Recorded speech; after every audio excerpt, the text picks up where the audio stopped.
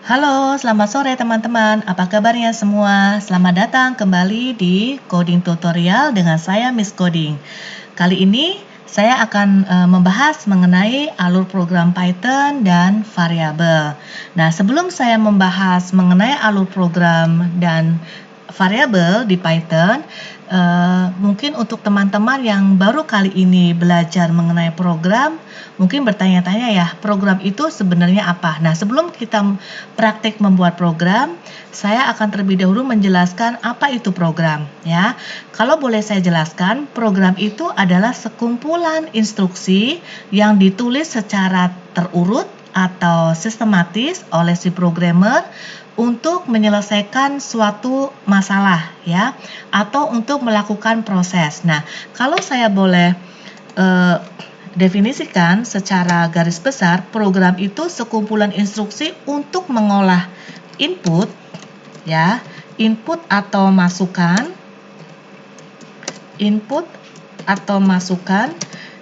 kemudian diproses, ya.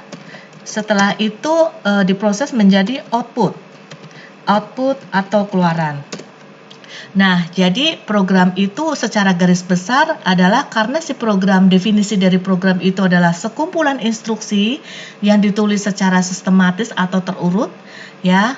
Dan kemudian di dalam program yang kita buat itu harus melibatkan input atau masukan, yaitu data yang dimasukkan oleh si user atau pengguna, data yang dimasukkan ke dalam program supaya instruksi-instruksi yang di dalam program itu bisa untuk melakukan yang namanya proses, ya, proses terhadap inputan atau data yang dimasukkan ke dalam program. Tujuannya setelah data atau input yang dimasukkan ke dalam program itu diproses oleh si program, itu akan menghasilkan output atau keluaran yang kita kehendaki. Nah, oke, setelah kita mengetahui definisi secara garis besar program itu apa, maka di sini saya akan mencoba menjelaskan mengenai salah satu bagian dari program itu sendiri, yaitu input atau masukan. Nah, bagaimana caranya si program yang kita buat, ya, teman-teman di sini kan nantinya menjadi developer, ya, karena mau belajar program ini, maka bagaimana caranya si program yang kita tulis, yang kita buat, si kumpulan-kumpulan instruksi tadi, ya, yang kita buat itu mendapatkan input atau data atau masukan. Ya, biasanya input atau data itu kita masukkan lewat yang namanya suatu assignment, ya, atau yang namanya kita sebut variabel. Jadi, kita kali ini akan belajar variabel. Apa itu variabel? Variabel itu seperti kalau teman-teman belajar matematika, ya, ada variabel X misalkan, ada variabel Y misalkan Z sama dengan X plus Y, X sama dengan 10.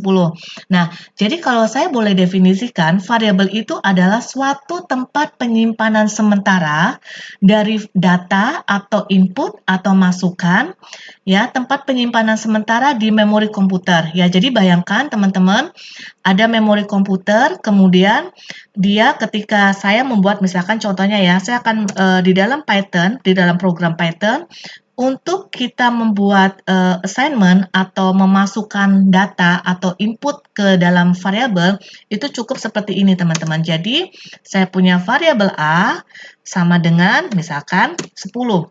Jadi, ini artinya di dalam program Python saya membuat suatu assignment atau input terhadap variabel A, yaitu saya memberikan value, ya, saya memberikan value 10, angka 10 terhadap variabel A.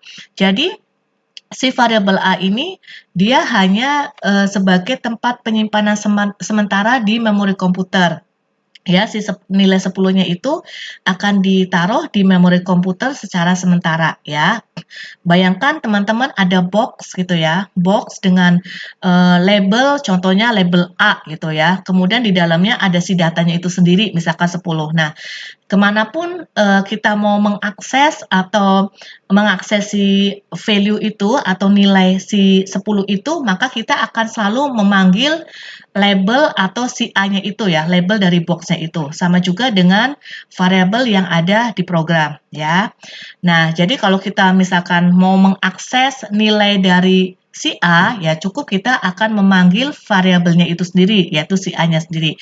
Nah, sekarang ini adalah salah satu perintah sederhana untuk memberikan value nilai 10 terhadap variabel A. Nah, ini ketika teman-teman membuat perintah ini, maka ini baru teman-teman membuat suatu perintah itu yaitu perintah sebagai assignment ya, belum untuk memproses atau melakukan yang namanya mengeluarkan atau mengenerate outputnya ya.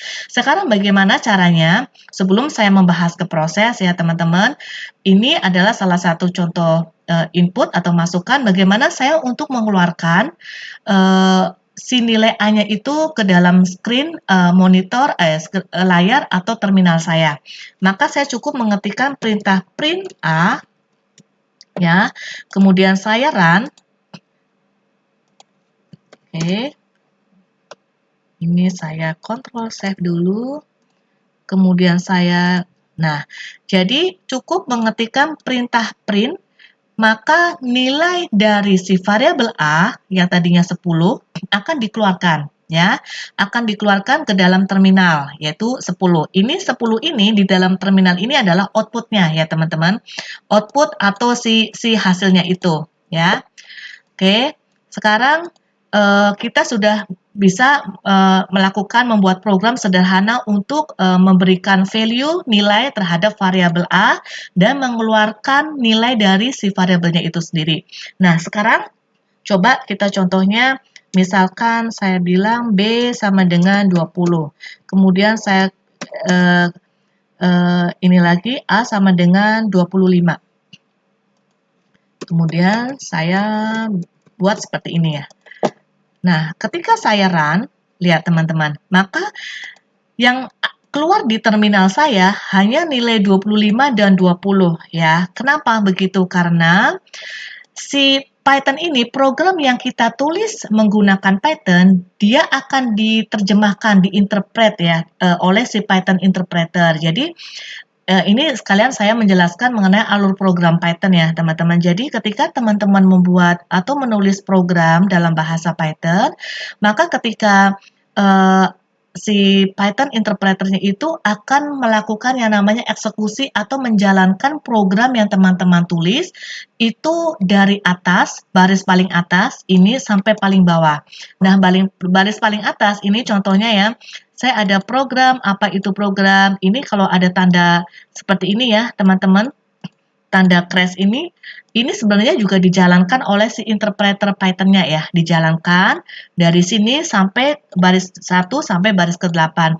Cuma masalahnya adalah untuk baris 1 sampai 3 ini karena dia diawali dengan tanda crash, ini sebenarnya adalah komen ya. Komen ini adalah deskripsi atau penjelasan mengenai kita bisa lakukan bisa tidak ya, opsional. Ini adalah fungsinya untuk kalau misalkan sebagai programmer teman-teman mau memberikan penjelasan atau deskripsi program yang teman-teman sekarang buat itu mengenai apa sih gitu ya. Jadi ini sebenarnya oleh interpreter Python dijalankan dari paling atas ya. Tapi dia tidak akan ditampilkan ke terminal ya. Yang ditampilkan ke terminal adalah ketika dia ketemu dengan perintah print ya. Jadi sebenarnya interpreternya Python akan mengeksekusi program yang teman-teman tulis, teman-teman buat itu dari paling atas sampai paling bawah ya. Jadi kira-kira seperti itu alur program untuk Python. Akan dijalankan dari eksekusi barisnya baris per baris ya, dari atas sampai ke bawah. Nah, oke. Berikutnya seperti yang tadi saya bilang, ini kembali lagi ke variabel ya. Tadi kenapa hasilnya 25 dan 20? Kenapa hasilnya bukan 10? Ya, karena seperti yang tadi saya bilang, ketika si interpreternya itu dia sampai ke line keempat, dia alokasi tempat di memori komputer untuk variabel A nilainya 10 ya.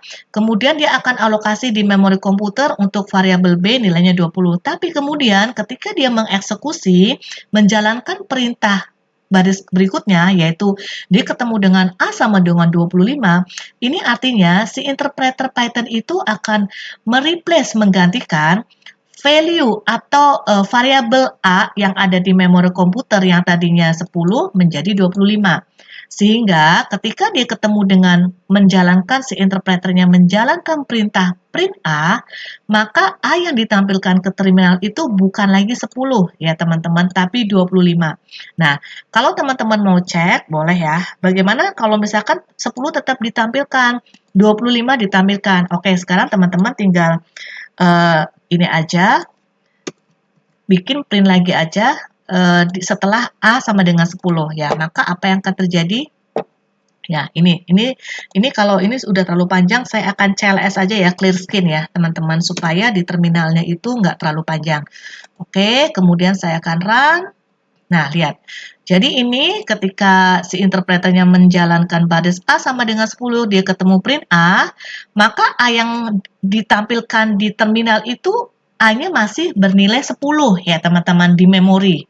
Kemudian dia melanjut ke mengeksekusi menjalankan perintah berikutnya, B sama dengan 20. Berarti B-nya print B 20. Kemudian dia menjalankan lagi eksekusi A sama dengan 25. Nah, ketika dia ketemu dengan perintah ini, A yang tadinya 10 diganti diubah menjadi 25. Jadi ketika dia menjalankan perintah print A yang di sini bukan lagi 10, tapi adalah 25 ya. Kemudian print B, B-nya ini adalah tetap 20 ya. Kira-kira seperti itu teman-teman pengenalan untuk alur program Python dan contoh variabel. Nah, kalau teman-teman lihat, kalau teman-teman pernah belajar programming language lainnya ya, misalkan C++ atau Java atau programming lain, biasanya untuk kita memasukkan atau memberikan nilai terhadap variabel itu sebenarnya ada yang namanya istilah kita mendeklarasikan variabel itu dulu ya. Misalkan contohnya saya mau memberikan nilai terhadap variabel A dengan nilai 10. Sebenarnya kalau di programming language yang lain harus kita deklarasikan dulu teman-teman si variabel A-nya itu. Jadi variabel A-nya itu tipenya apa nih? Contohnya misalkan kalau di bahasa C++, contohnya seperti ini tuh ya. In A gitu ya, baru kita akan bilang A sama dengan 10. Namun, seperti yang pernah saya jelaskan di tutorial yang bagian pertama, untuk si Python ini kenapa banyak digemari oleh orang-orang gitu ya, untuk teman-teman yang ingin belajar, karena si Python ini tidak perlu lagi nih teman-teman, kalau teman-teman mau menggunakan variabel, tidak perlu menulis deskripsi variabel seperti ini ya, panjang kan, agak panjang. Jadi Python langsung aja, langsung A sama dengan 10, tidak perlu lagi dia mendeskripsikan si variabelnya ya. Itu salah satu yang seperti saya bilang, keuntungan mempelajari Python, cara penulisan coding atau program di Python itu lebih sederhana dibanding kalau kita membuat program menggunakan bahasa pemrograman lainnya. Oke. Nah, di tutorial berikutnya saya akan menjelaskan mengenai tipe data ya, tipe data itu apa aja, beserta dengan contoh program sederhana menggunakan variabel, tipe data, dan beberapa operasi ya, supaya bisa membentuk ini ya teman-teman, input, masukan, proses, dan kemudian outputnya ya. Nah, jadi nantikan tutorial saya berikutnya. Kalau teman-teman merasa tutorial ini bermanfaat, jangan lupa sebarkan, share untuk video tutorial ini supaya teman-teman yang lain bisa belajar untuk membuat program sederhana atau menggunakan Python ini. Oke, teman-teman, jangan lupa untuk like, follow, dan subscribe tutorial video ini. Terima kasih teman-teman, sampai jumpa kembali di tutorial berikutnya. Bye-bye.